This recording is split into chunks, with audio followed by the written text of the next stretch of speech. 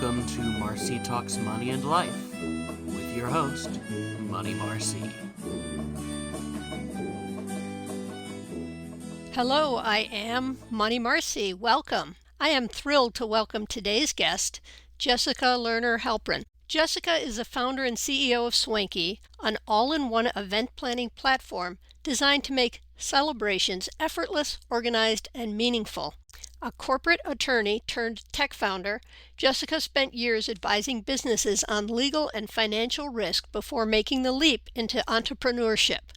Drawing on more than 25 years planning her own events, Jessica built Swankey to democratize the luxury of a professional party planner, giving busy hosts the tools to create celebrations with confidence, clarity, and ease. Today, Jessica speaks candidly about money, career pivots, and the financial lessons she's learned navigating corporate law, motherhood, and the realities of building a company as a female founder. Welcome, Jessica. Thank you for having me, Marci. I am so excited. We had a pre-meeting and you just have so much wonderful information that I'm very excited about this. Thank you. I'm looking forward to our talk. You started out as a lawyer. Yes. And you practiced for a number of years. And you don't go into law on a whim. You have to you get your bachelor's degree, you go to law school, you do all those things, and you practice. So you were very committed to that path. I was. In fact, I was committed to the path of an attorney since I was 7 years old. And I was homesick, and back before the internet and streaming, there was nothing to do other than watch reruns. And Perry Mason, who at the time was even considered vintage, aired in black and white television, and that was all I had to watch all day long. And in my fevered state, I declared by dinner that I was going to be an attorney, and I was. I committed to that path. That's awesome. You didn't practice trial law, though. I did. Well, during a summer associate, I had been in the court, but no, the vast majority of my official legal career was as in-house counsel. And so I usually say that I'm a corporate attorney, but those who are in the know understand when I say I was a transactional attorney. Being in-house meant that I would negotiate on behalf of my employer, who was my single client, and I would negotiate and draft contracts on their behalf with either their customers or their vendors and their suppliers. So if I did my job right, no one would be inside a courtroom. I like that. And when I do my job right, no one has to talk to the IRS. I totally get that. So leaving being a lawyer, I mean, here you are taking a well-paying, prestigious career and saying, yeah, I'm going to go try something new. That had to be a few conversations with your husband, your financial advisors, and spreadsheets. Well, it was, but I didn't pivot overnight. It was actually a series of events that happened over the course of quite a few years. I unfortunately had my dream job, and my mother was diagnosed with cancer. And it got to the point where I was unable to work at my dream job and care for my mother. I was her primary caregiver. So I took a leave of absence, being in-house counsel. And after she passed away, when I was about to transition and return to work, I found myself, she had managed and she had owned a company that we called a family company, that she had managed that. And so with her gone, someone had to step in. And my siblings and my father were not the ideal candidates. So I was sort of nominated by my family to step into that. And then about a hot second later, we had something called COVID-19, which everything was shut down. And my 3 children were young at the time. They were all in grade school. And my husband was a professional firefighter. So he was a first responder. And so nearly overnight, like so many millions of us, my world turned upside down, and I went from poised to return to in-house counsel work that I had loved, to being a stay-at-home parent, a full-time elementary school teacher, a full-time everything else that dealt with keeping my family afloat and sane during the pandemic. And it wasn't until as we were starting to come out of the pandemic, that there was another series of quintessential moments where I was faced with planning a few milestone celebrations for my own family, now that we thankfully all survived the pandemic. And that's when I sort of had a watershed moment, basically at the encouragement of my friend, when I was getting really frustrated with the lack of software out there to make my life easier as both a working professional and a parent and someone who enjoys throwing parties. And my friend said, "You know what? You used to work in a software startup. Why don't you go ahead and start building something?" But I dismissed her out of hand because that's what I did. I was, as you heard, I was committed to being an attorney for decades, and I couldn't get it out of my mind. So it percolated with me for quite some time, over weeks. And I started doing research over those weeks, turned into months. And that's when I started having conversations with my spouse, my sister, whom I consider a wonderful advisor to me, and thinking about it, doing research, doing my background checks and balances, my due diligence, not to be an attorney about it.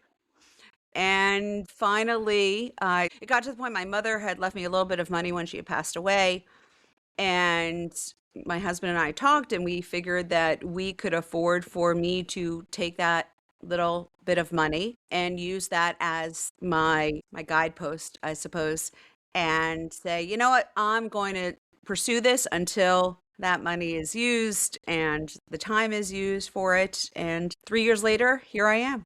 Well, I love that because as someone who has had to plan a couple of parties, and it is not my wheelhouse, I am not a planner of that type in any way. It's overwhelming to try and plan a party, and hiring a planner can be expensive. So having software available to keep things organized is amazing. Spreadsheets have limitations. They certainly do have limitations. And even the expense of an event planner, just paying his or her invoice is not the only expense, right? There's the expense of even trying to find the right event planner for you. So there's the time that we spend looking for referrals, recommendations, trying to find an event planner, now interviewing potential event planners, reaching out.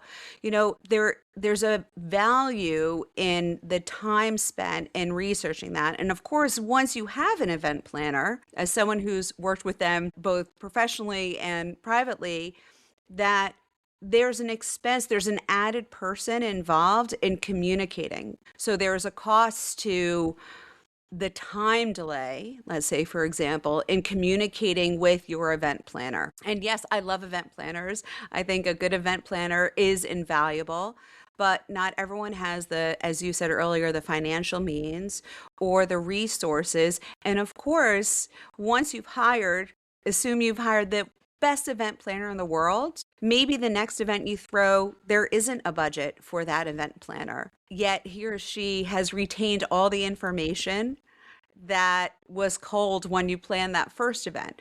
And so trying to retrieve it can sometimes be a challenge, but this is why Swankey allows our users to have all of that information, all that what we would call in the corporate world institutional knowledge saved in one place and easily retrievable. No, I love that. Celebrations are so important, whether you're spending a lot on a celebration or a little on a celebration. The acknowledgement of whatever milestone or achievement, it's so important because it keeps us going. It absolutely does. It's something that, like I said, I've always wanted to be an attorney, and I was very focused on that for decades. But I didn't realize until my world sort of fell apart with the loss of my mother and then having survived the pandemic that at the same time I was growing up, focused on being an attorney, my mother was throwing wonderful events and celebrations, big, small, everything in between. And it sort of became a part of my life unknowingly, so that when I was an adult and I moved out of the house, I started throwing, little get-togethers with friends, book club, girls poker night. I mean, things as small as that are still celebrations, right? They're a difference from the everyday humdrum and obligations and responsibilities that we have, that life can be challenging enough. And to celebrate should not be even more challenging. So that's why I created Swanky to not just democratize the expenses, but to be that sort of like that best friend, that comrade when you're down and you're planning and you're feeling overwhelmed by these decisions that most of us don't have to make on a regular basis. So we're not used to it and it becomes even more stressful. That's why we have Swanky, because for me, organizing calms me down, that there is a formula for a celebration, and when the host arrives, calm, cool, and collected, that's going to be the best party. It doesn't matter how much is spent. As long as the host can arrive calm, relaxed, ready to celebrate with their guests, then that's a success. That is true. If you can't be part of your own celebration that you're throwing, that certainly doesn't encourage you to do the next one. Now, starting self-funding a software startup, there's got to be a lot of challenges, financial risks, all those things that come as part of it. Where shall I begin? Yes, I had originally a set budget that my husband and I, because we are of one household, we came across this together. We set my budget together. That the first thing I did, I don't know if it's my being an attorney or being type A, but I did research, right? Because if my mother had left me $5 and someone said, if you ever want to get anything off the ground, it's going to be $100, then I don't know if I would have begun. So what I did was a lot of research. I looked into my own network. And when I say network, I don't even necessarily mean a professional network. I know a lot of attorneys and business folks, but I also have a lot of friends, a lot of family members who knew someone who maybe knew someone else. So I definitely reached out to my network and I started taking meetings. I asked people, hey, can I buy you a cup of coffee? Can I take you to lunch? And just let me know. This is going to be a huge pivot for me. Am I naive? Am I just jumping off a cliff without a parachute? Let's be realistic about this. And so that's what I was sort of asking for, a reality check, doing that research. Once I did what I felt was my due diligence in terms of how much initial seed money I would need to get to the point where I can launch the software, then I started to move forward working at that. Now, when someone starts a software, there are two things that are a little different from the last time I worked for a software startup on the first dot-com boom, which now software is no longer I will not say floppy disk because no one's going to understand what that means. But software is no longer even a DVD. They used to send out, even, like Microsoft Word would send out, you'd purchase an actual physical object. That is not the case now. Now it's called a SaaS product, which is software as a service. So a lot of people say, okay, well, where's your product? It exists on the internet because the website is sort of the portal, it's the gateway, it's the doorway into accessing our software as a service. Now, when startups launch SaaS products, that's how we casually refer to them as, they generally, unless they've lucked out and they are made of money and have an unlimited expense, or they have found angel investors who are throwing we're talking 8 figures and plus at them, then they might not have to consider this. But certainly, 99% of the software founders have to consider that the first product they build is not the product that when I was starting to consider Swanky, I dreamed. It had all these bells and whistles. I was dreaming of, let's say, the Ferrari or the Rolls Royce, but a software founder who is self-funding has to create the MVP, which is the minimum valuable product that can get out there and hopefully start to get customers and start to get users. So we sort of build I don't want to disparage any automobile manufacturer, but let's say the starter car. We build the starter car, and from there, we are going to daisy chain as we add more users. Then we slowly are funding little by little.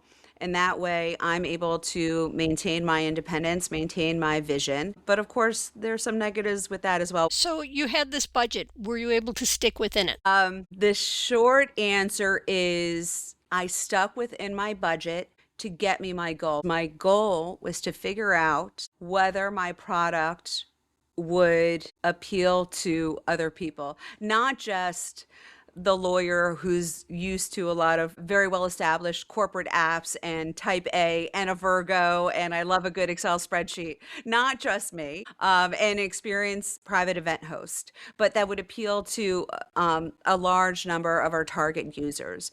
And we did reach our MVP. We launched with it in January of 2024, and I did stay within my budget. I did have to expand my budget. Right now, unfortunately, we are actually, I'm not going to say unfortunately, because this is the process. So right now, every morning I wake up and I think about, are we on target with our plans and our strategy for the next round of functionality and the next round?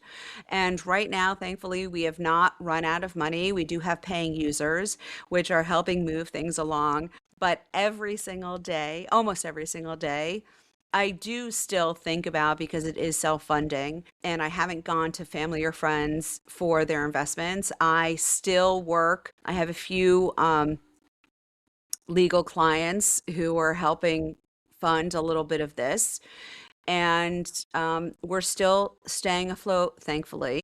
Literally just today, I'm looking to hire an independent contractor to do something for us on a very finite project basis. And he sent me his quote. Well, I have to make an economic decision, right? Is the cost of hiring him worth it, or can I find someone less expensive who will take longer, maybe not create the product that we need? And that's what a founder is doing. A founder is always thinking, what's the cost benefit analysis of spending this money? Am I going to be penny wise and pound foolish? And sometimes I make the right decision to spend a little more money, and then it works out in the end. And sometimes I don't make the right decision. But luckily, it hasn't come to the point where Swankey has to close its doors. We're growing every day. We're getting new paid users every day. And it's a wonderful feeling to have. That's awesome. Let's pause for a quick break. Was your family entrepreneurs? Did you grow up talking about money? So my family, it's funny. We didn't call them entrepreneurs. I don't know how old that term is. It's certainly very stylish now. My grandparents had their own businesses. We didn't call them entrepreneurs. They were small business owners. My mother was trained as a social worker, and she was amazing at it. She really understood people, which is an amazing skill and talent to have. And my father, even though he was trained as an engineer, he ran a construction company and then went into real estate management and ownership. And then my mother, when she was raising my siblings and me, she took some time off, and then she had a mind that could not settle. So she went into business for herself. When her father retired, she took over. She bought out part of his business, and then she started running that. So I suppose I was surrounded by entrepreneurs, even though I myself took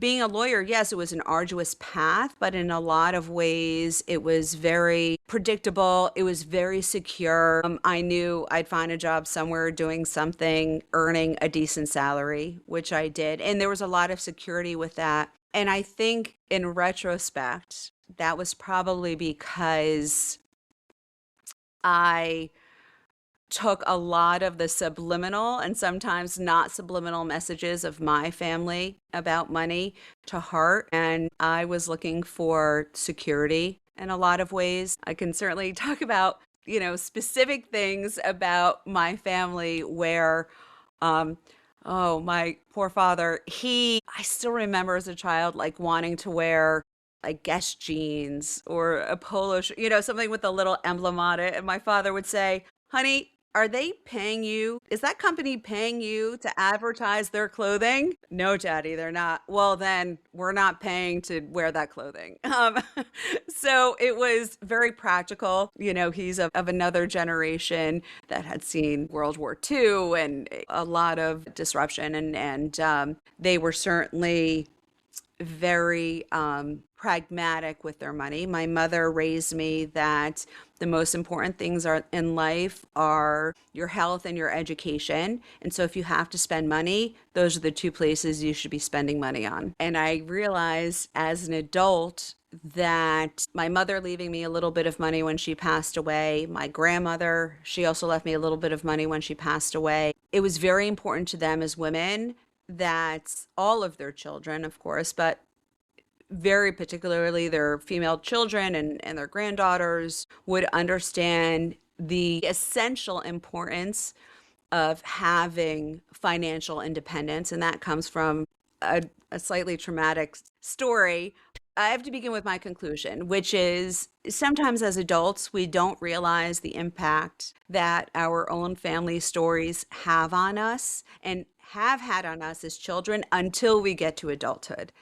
And it really wasn't until I founded my company, Swankey, that I understood this little story that I'm about to tell you, how it impacted and sort of pushed me in a subtle way towards choosing the profession of law, being a more secure profession, as well as my general approach to making sure, or at least feeling like I made sure all of my ducks were in a row financially before starting Swankey. And that story is that my great grandmother, her father was a small business owner. He had owned a jewelry store in Philadelphia I initially would tell this story as the turn of the century, but now I have to specify. In the turn of the early 1900s, he had owned a jewelry store. And it was very rare for young girls and young women to go to work with their fathers, but she did, and she loved working in the jewelry store. She ended up getting married and having a few children, but she still worked in the jewelry store. She had a mind for it. She enjoyed it. It brought her pleasure and joy. She ended up having 5 children, and I want to say her 4th child, she was in the hospital after having given birth. And back then, women were in the hospital for a couple of weeks after having given birth. They're not sort of thrown out after 24 hours or 48 hours. So while she was in the hospital, her husband, her father had already passed away years before, and so she was effectively running this jewelry store by herself and with her husband. And her husband sold the jewelry store out from under her birthright, what gave her a large part of meaning and value, and her father's birthright. And he did this because he wanted to go into the clergy and wanted to be a traveling clergyman. And he decided that's what they were going to do. And so my grandmother spent the rest of her, youth traveling with the family. And this is what happened. People didn't get divorced as much back then. And my great grandmother was now forced into this life. So that fast forward to when my grandmother made her money. She had a career. She was an English teacher. And my children hate that fact because I'm always correcting their grammar. So when she was able to save a little bit of money, she made it very clear that it was for me and for my children. And even though she loved my husband, I always grew up with the warning that women need to have separate bank accounts. We always need a little, when I say we, I say women, we always need I'm going to use a Yiddish word. It's called a little knibbel. It's a little bit of safety money, a little bit of independence. And frankly, I urge that not just for women, but for anyone in a relationship. My mother would say flippantly, she who holds the purse strings holds the power. And it is a mantra. I certainly don't say it every day, but it is always in the back of my mind. Absolutely. Everyone should have money in their own name that they have control over, no matter what your situation, no matter what your relationship is. Um, yes, I preach that regularly. So yes. And I'm surprised how many people it either doesn't occur to them, of all genders, it either doesn't occur to them, or they never heard it, or there's pushback. And I'm thinking, what? How could there possibly be pushback? In our society, financial independence is power, and it's physical independence. It's independence from so many things, so many outside influences, outside situations. And that's the other thing that my mother still really, it does sort of guide me, and it sort of guides how I educate my own children. That's good. That sounds very balanced. The lessons we learn, we don't realize we learn growing up, what we see around us, and just the things we absorb and translate in our own mind of what it means and how it should go forward. Since we're talking about money that they've left and whatever else, did your mother, your grandmother, your great-grandmother have other end-of-life plans other than making sure they left money individually to the children? Well, the money, yes, they were very large philanthropists for what they could afford to provide to charity. It's sort of a guiding principle within my own family and has been for generations. And culturally, we believe that money should be used to heal. And I suppose in some ways, I hope that's what Swanky is doing for people. But yes, they left donations to charities that were important to them. And as well as a lot of people now leave instructions for families saying that, oh, I'd really love it if you would donate to an animal shelter or an environmental cause or et cetera, sort of, letting their family know. And frankly, I would encourage, not to be a lawyer about this, but it's really hard not to be. I honestly believe that I understand that is very hard for a lot of people to confront the reality that the only certainty in life is death and taxes, right? And they don't look favorably on either. However, one of the greatest gifts that we can give our loved ones is to prepare for when we are no longer here. That means having a will, having it being updated periodically, even if one feels that they don't have a large enough estate or property, what have you. It is the last communication that we will give to our loved ones.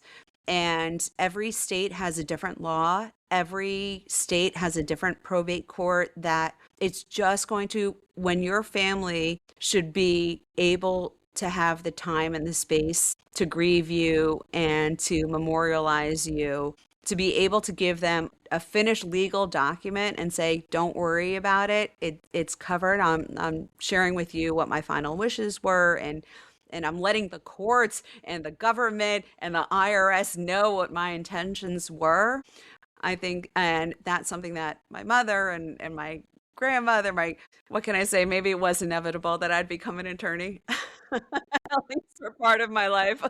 I totally agree. It is so important to have these documents, to have that control, as well as to give that security to the people following after you, is they know what to do.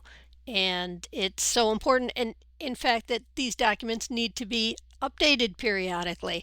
It shouldn't be 10 years before you look at your will or trust again. It certainly shouldn't be longer than that, because there are law changes, there are situational changes. Maybe someone was born or someone died or fortunes changed. And I've had to deal with a number of the finances after someone has passed and the documents haven't been as updated as they should be. And it can create hardship and heartache and grief, because I've seen people fighting over trying to interpret what was really meant. And I don't think anyone leaves a will and trust with the idea of, and this will be the last time my children ever talk to each other, because of this contributing to anger about other things rather than having it be clear. So absolutely, absolutely. Let's pause for a quick moment. Hello, my name is Otis Lewis Wilson Jr. I am the host of OLWJ Captivation, the podcast featuring boundless superstars and other individuals who are capable of helping you to achieve maximum success with your mind and your money. The podcast can be found on Amazon, Apple, Pandora, Spotify, and other major podcasting platforms. When you check it out, be sure to hit that subscribe button. It's OLWJ Captivation. What financial lessons have you learned starting your business, dealing with the aftermath of your mother, raising your own kids? What financial lessons have you learned that you want to make sure get shared out into the greater world of the people in your life? I think starting a startup, what a terrible sentence, but starting a startup, that my mother used to say, never go into business with friends or family. And she was someone who knew people. And I'm sure if you line up, 1,000 different entrepreneurs, a lot of them would say, it's been great going into business with a friend or with a family member. That can have its own challenges. And I think that it's important to go in with your eyes wide open, because as the company evolves and grows, your relationship is inevitably going to be impacted. I think probably the first really big lesson I learned after having started Swankey was actually not so much about the company itself. It was realizing that when I started the company, I thought I was done grieving the loss of my mother, and I really wasn't. And even though I'm an attorney and I live and die by the get it in writing mantra, there were still some decisions that I had made that I probably should have waited on, because I wasn't yet in the right emotional headspace to have made them. I think that the usual warning signs that I would have recognized had I not been grieving, had my husband not been working a gazillion hours fighting the pandemic as a first responder, that I would have been more prepared. I just didn't realize the depth of my grief to have colored my decisions. And that was a tough lesson to have learned, but I did it. And I'd like to say that I came out better on the other side of it. And I'd say that's my first really big lesson. The other is that I have a conversation probably about once a quarter with my head of product development, and we look at the numbers and we decide, okay, is this the time where we're going to go for outside funding, or is it not? Can we hold on a little bit longer to maintain our independence, both fiscally and in terms of ideation and how we want Swankey to work for people? But it's a conversation. I'm not someone, as much as I like rules and order and documentation, I'm not someone who likes to draw a hard line in the sand. And I think as a business owner, you have to constantly be open to, okay, I'm on a consistent path right now, but there might be new information out there, or the information that I already have may have changed based on a variety of factors, and it's time to reconsider. So I don't mind every quarter having that discussion.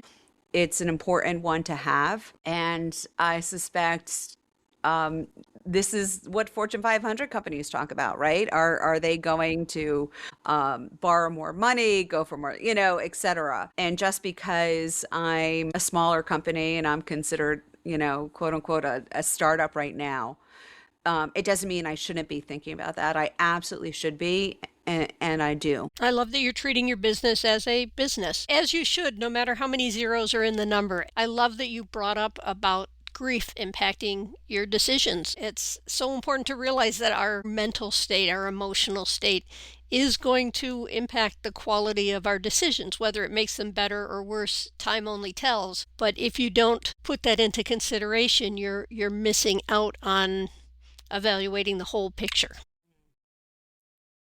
Absolutely. Wow, I think we've covered a ton of information in here.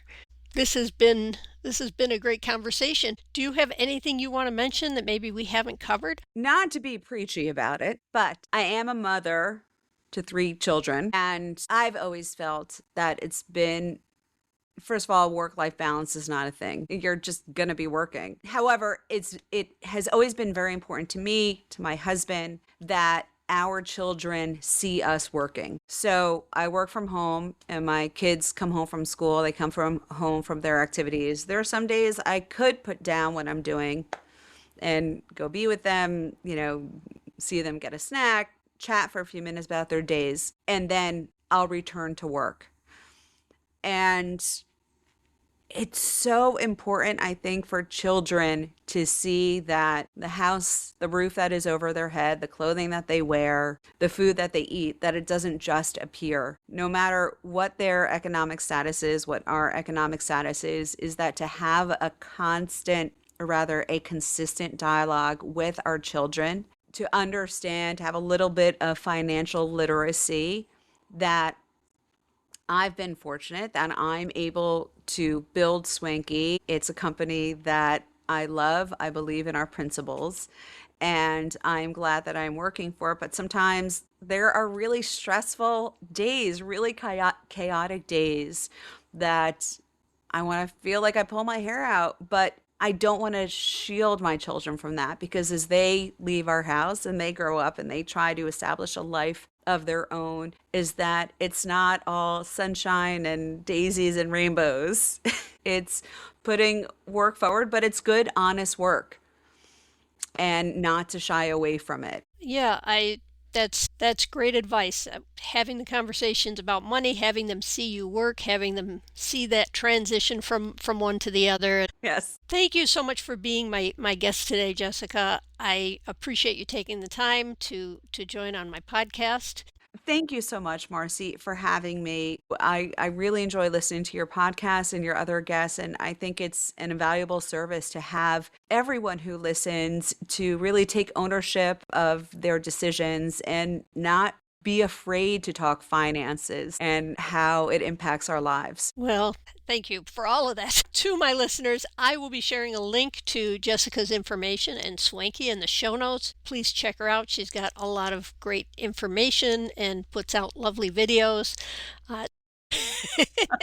Oh my gosh, that's been tough. Oh my gosh. That's really out of my comfort zone. Hey, you got to learn new things, build new muscles. You're doing great. Thank you. Don't forget to subscribe, leave us a review, and stay tuned. I'll see you next time. This has been Money Marci on Marci Talks Money and Life. You got this.